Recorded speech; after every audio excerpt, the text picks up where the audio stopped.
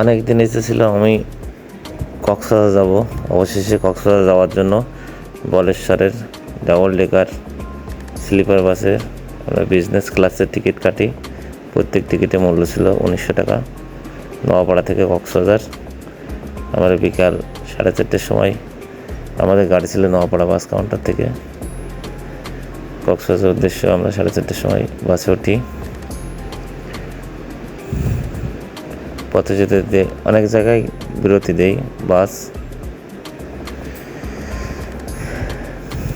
পদ্মা সেতু দেখতে দেখতে আমরা চলে গেলাম কক্সবাজার। রাত্রেবেলায় পদ্মা সেতুটা অনেক সুন্দর ছিল। ভোরের দিকে আমরা কক্সবাজারের আগে এক জায়গায় বাস দাঁড়ায়।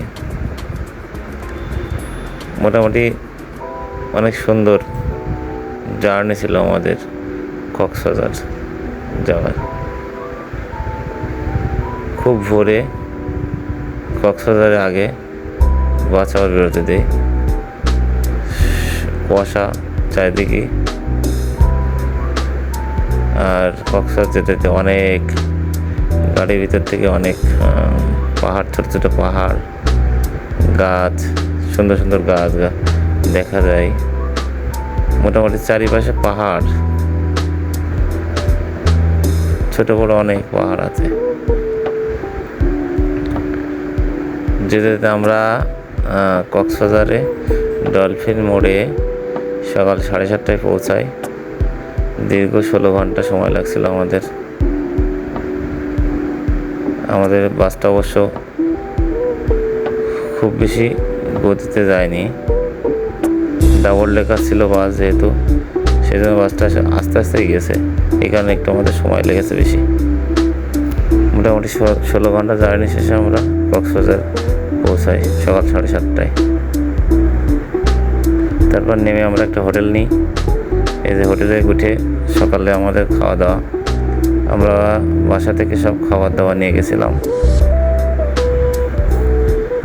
এই যে রুটি, ডিম সিদ্ধ আর ভাজি আছে, ভাজি আর পাকা কলা ছিল, পাকা কলা, বিস্কুট, আর সাথে 1 কাপ চা খাই বাইরে থেকে।